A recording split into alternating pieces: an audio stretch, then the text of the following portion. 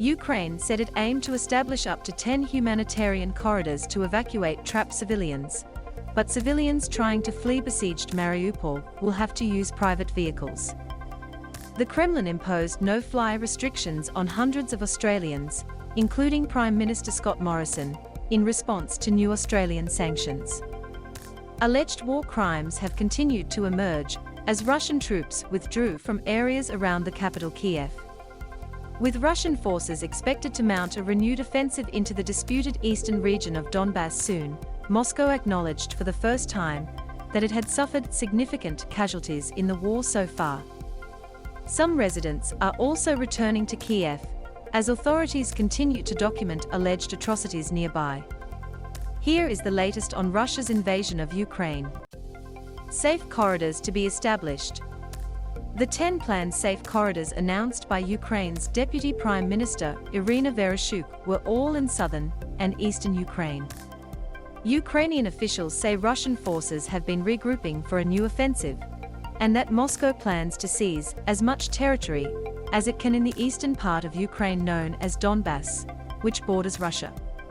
Ms. Vereshchuk said 4,676 civilians had been evacuated from Ukrainian towns and cities on Thursday. Multiple attempts to agree safe passage for buses to take supplies to Mariupol and bring out civilians have failed since Russia invaded Ukraine on February 24, with each side blaming the other. Mayor Vadim Boychenko put the civilian toll in the port city on the Sea of Azov at about 5,000 over a week ago, and tens of thousands are still trapped without power and with few supplies. Moscow imposes travel ban on 228 Australians. Russia's foreign ministry says it has imposed entry bans on 228 Australian government members and politicians, including Mr. Morrison and Defence Minister Peter Dutton, in response to sanctions from Canberra. Australian Bushmaster protected mobility vehicles are bound for Ukraine. It has published a list of 228 Australian politicians and officials barred from entering Russia. The announcement came after Foreign Minister Maurice Payne announced further sanctions against 67 Russian individuals on Thursday over Moscow's illegal war against Ukraine. Those sanctioned include prominent Russian military official Colonel General Mikhail Mizintsev, who has been described as the butcher of Mariupol, for attacks including the of the theatre, in which innocent civilians were sheltering in Mariupol, Senator Payne said. M to mute, left and right arrows to seek, up and down arrows for volume. Watch 1 minute 44 seconds 1 minute and 44 seconds Australia to implement 67 further sanctions on Russian elites. Mr. Morrison's office said in a statement that 20 Bushmaster vehicles were being gifted to Ukraine to assist its war effort, as requested during Ukrainian President Volodymyr Zelensky's address to Parliament last week. A Ukrainian flag is painted on either side with the words "United with Ukraine" stenciled in English and Ukrainian to acknowledge our commitment and support to the government and people of Ukraine, the statement said. It follows Australia providing about $116 million in defence assistance to Ukraine and pledging to provide 70,000 tonnes of coal to the war-torn country. Mr. Dutton said Australia would continue to stand with Ukraine against tyranny and autocrats. People have fought and for the freedoms that we have in our country.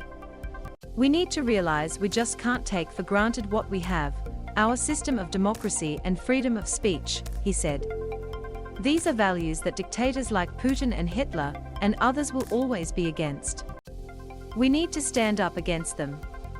Ukraine's president says work to clear rubble in Borodyanka has begun. Zelensky warns of horror in Borodyanka.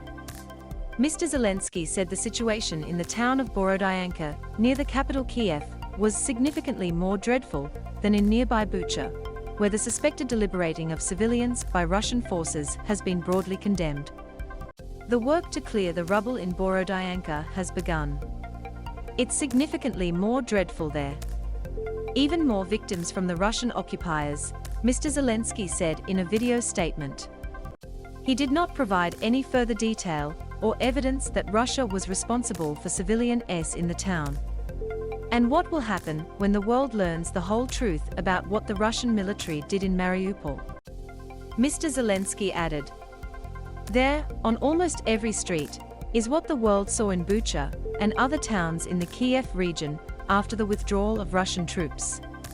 Local officials said more than 300 people were by Russian forces in Bucha, 35 kilometers northwest of Kyiv, and around 50 of them were executed. Moscow has denied targeting civilians and says images of civilians have been staged by the Ukrainian government to justify more sanctions against Moscow and derail peace negotiations.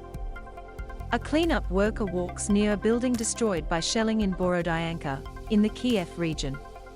Some locals return to Kyiv.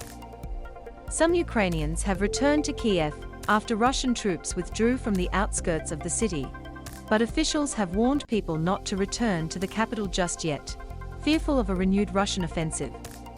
For several of those arriving at the busy main train station in central Kyiv on Thursday, the desire to see elderly parents or to continue their jobs outweighed any safety concerns. Some workers returned without their families, leaving wives and children in the relative safety of Western Ukraine. Others were making a quick dash to pick up more of their belongings and cars before heading out again. There were more signs of something more akin to normal life returning to Kyiv.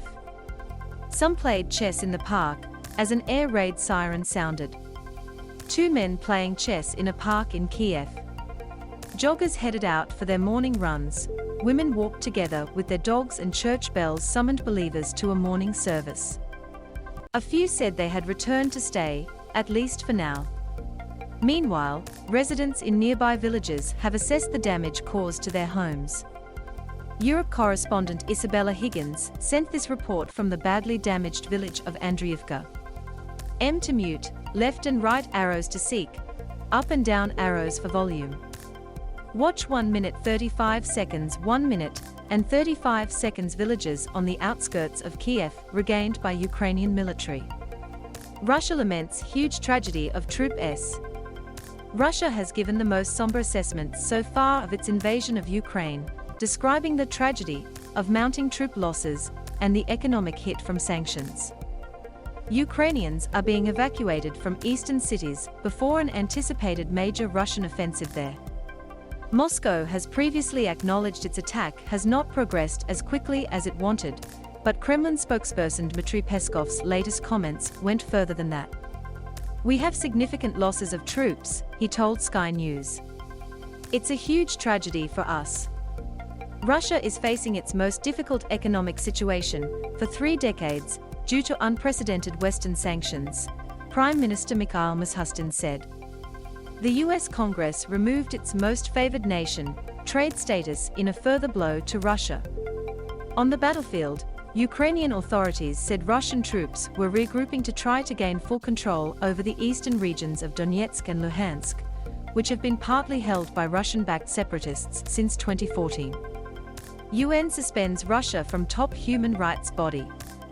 The UN General Assembly has voted to suspend Russia from the UN Human Rights Council over allegations of horrific rights violations by Russian soldiers in Ukraine, which many countries have described as war crimes.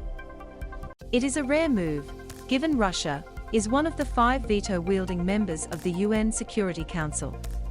US Ambassador Linda Thomas-Greenfield called the vote a historic moment, telling the Assembly, "We have collectively sent a strong message that the suffering of victims and survivors will not be ignored, and that Russia must be held accountable for this unprovoked, unjust, unconscionable war."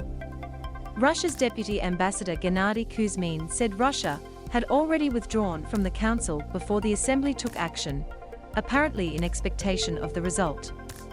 By withdrawing, Council spokesman Rolando Gomez said Russia avoided being deprived of observer status at the rights body.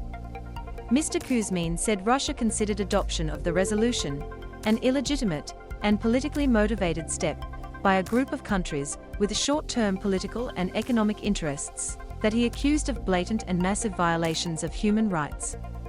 The US launched the campaign to suspend Russia from the UN Human Rights Council in the wake of videos and photos showing streets in Bucha strewn with the bodies of civilians after Russian soldiers retreated. The S have sparked global revulsion and calls for tougher sanctions on Russia, which has vehemently denied its troop